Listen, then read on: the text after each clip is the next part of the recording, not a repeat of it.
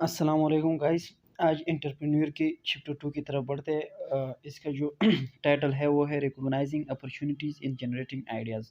इस चैप्टर्स में हम अपॉर्चुनिटी के बारे में जानने की कोशिश करेंगे कि किस तरह अपॉर्चुनिटी हमें हम किस तरह एक अपॉर्चुनिटी को फाइंड करेंगे।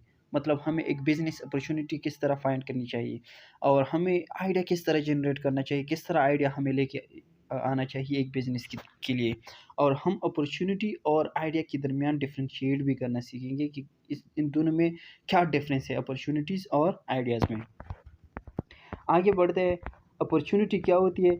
अपॉर्चुनिटी वो होती है, opportunity is a favourable set of circumstances that creates a need for a new product और सर्विस और बिजनेस।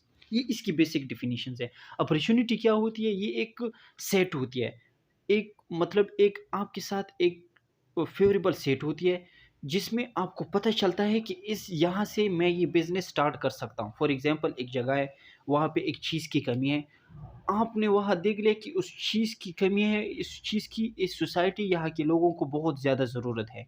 तो ये आपके साथ उस चीज़ को, उस प्रोडक्ट को वहाँ लॉन्च करना, वहाँ इनोवेट करना, उस प्रोडक्ट को वहाँ प्रोवाइड करना, इसको अपॉर्च्युनिटी कहते हैं। इस तरह काम स्टार्ट करना, जिस चीज़ की ज़रूरत हो एक सोसाइटी के लिए, उस सोसाइटी के लिए वो चीज़ लेके आना, इसको अपॉर्च्युनिटी कहते हैं। वहाँ पे अपना बिज़नेस स्टार्ट करना, इसको अपॉर्च्युनिटी कहते हैं।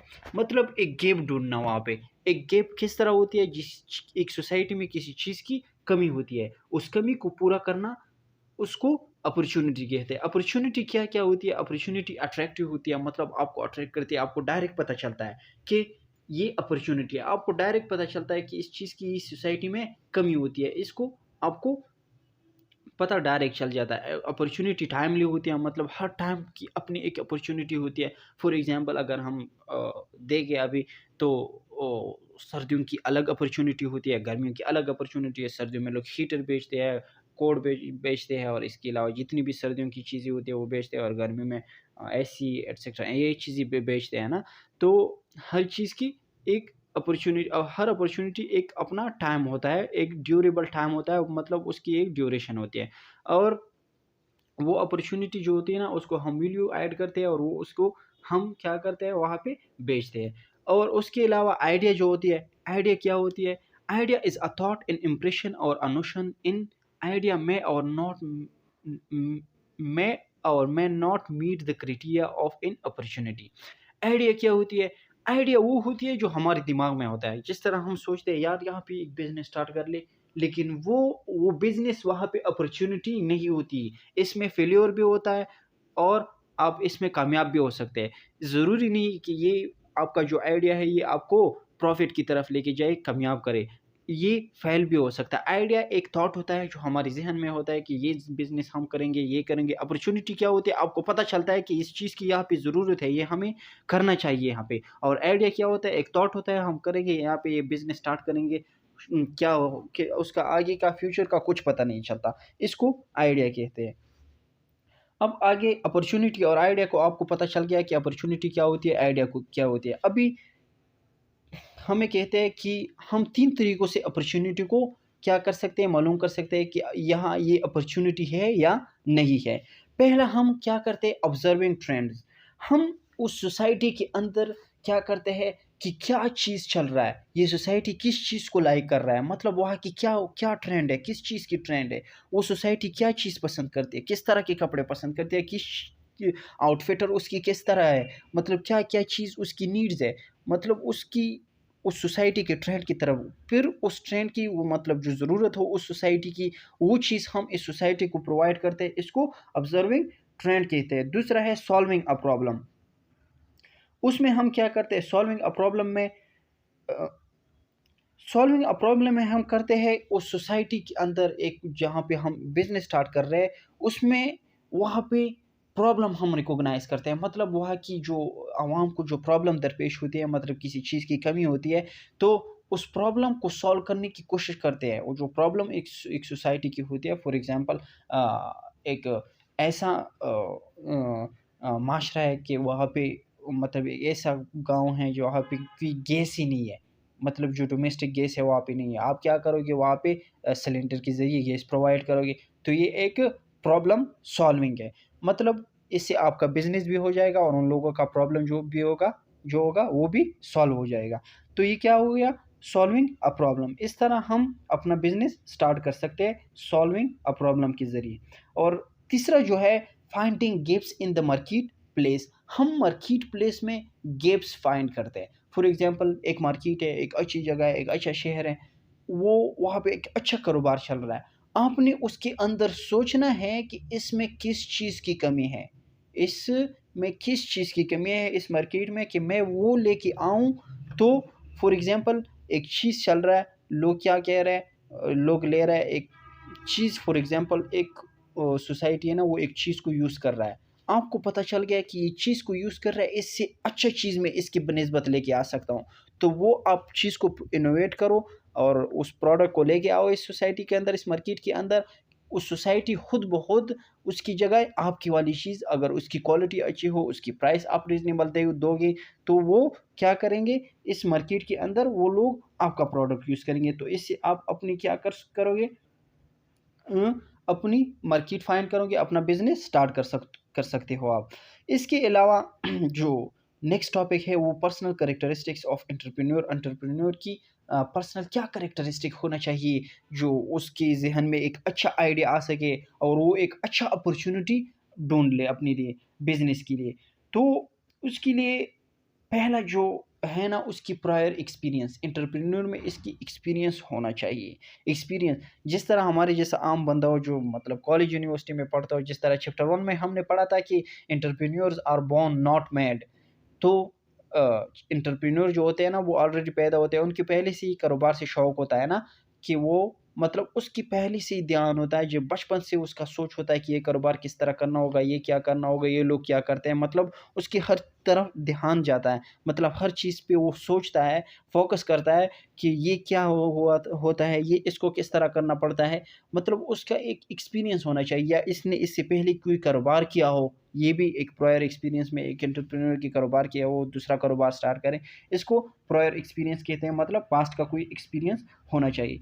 तो प्रायर एक्सपीरियंस के बाद जो दूसरा स्टेप है वो कॉग्निटिव फैक्टर्स है। कॉग्निटिव फैक्टर जिस तरह हम कहते हैं कि इंसान में 5 सेंसेस होते हैं। कॉग्निटिव फैक्टर जो होता है ये एंटरप्रेन्योर की सिक्स्थ सेंस होती है। इसको डायरेक्ट पता चलता है इस सिक्स्थ सेंस के ज़रिए कि अपॉर्च्युनिटी क्या है और अ, आइडिया क्या है। उसके ज़हन में खुद ब खुद आइडिया आ जाता है, उस आइडिया को वो अपॉर्च्युनिटी में चेंज करता है। इसको कॉग्निटिव फैक्टर्स कहते हैं। मतलब उसकी एक सेंस होती है एंटरप्रेन्योरशिप की। एंटरप्रेन्योरशिप एक सेंस है। हर किसी की माइंड में एक आइडिया नहीं आता। हर कोई एक आइडिया जनरेट नहीं कर सकता। हर कोई जो अपॉर्च्युनिटी होती है उसको फाइंड नहीं कर सकता।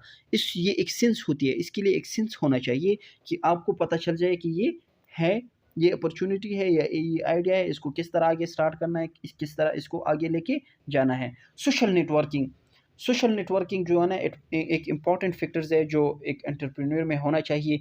और सोशल नेटवर्किंग क्या होती है, मतलब जो उसकी कम्युनिकेशन स्किल्स ही समझे कि उसकी मतलब एक नेटवर्किंग हो, मतलब उसके सारे बहुत दोस्त हो, रिटेलर्स हो, होलसेलर्स हो, मतलब इधर-उधर कारोबार के लिए वो एक नेटवर्क बना सके। समझ रहे हो?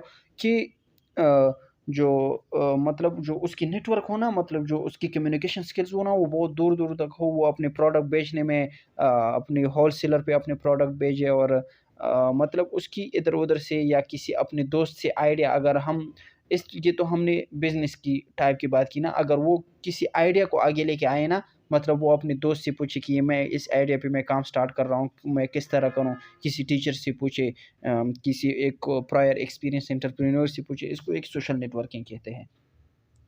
इसके अलावा क्रिएटिविटी जो होती है ना, ये भी आइडिया और जो अपॉर्च्युनिटी होती है ना, उसके लिए एक ज़रूरी होती है। मतलब एक एंटरप्रेन्योर में होना चाहिए। क्रिएटिविटी किस तरह होनी चाहिए? मतलब इस तरह होनी चाहिए, अगर आपने एक आइडिया देख लिया ना, कि उस आइडिया को रिफ़ाइन करना, उस आइडिया को देखना कि इस तरह ना करना कि बस ये आइडिया मेरे पास, इसको मैं बिज़नेस स्टार्ट करता हूँ। बिज़नेस स्टार्ट करोगे 1, 2, 3 महीनों के बाद आपका बिज़नेस फ़ेल हो जाएगा, तो इससे आपका बड़ा लॉस होगा फिर।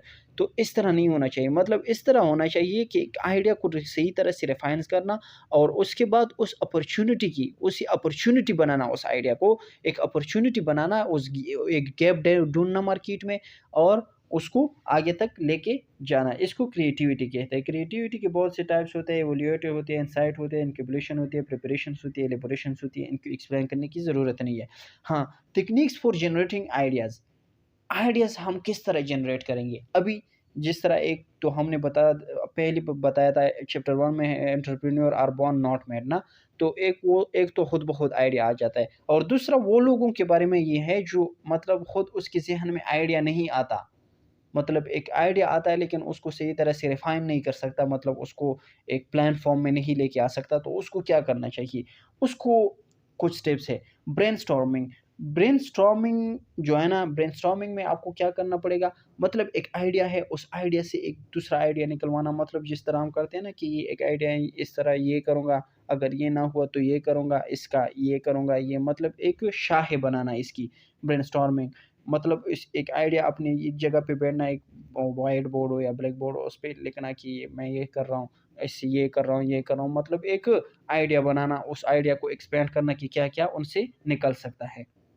जिस तरह ये बंदा करता है बोर्ड पे, मतलब एक आइडिया लिखा हुआ है, उससे इस तरफ चला गया, उस तरफ चला गया, ये होगा, स्टेप्स लिखना, पहले स्टेप में ये करना होगा, दूसरे स्टेप में ये करना होगा।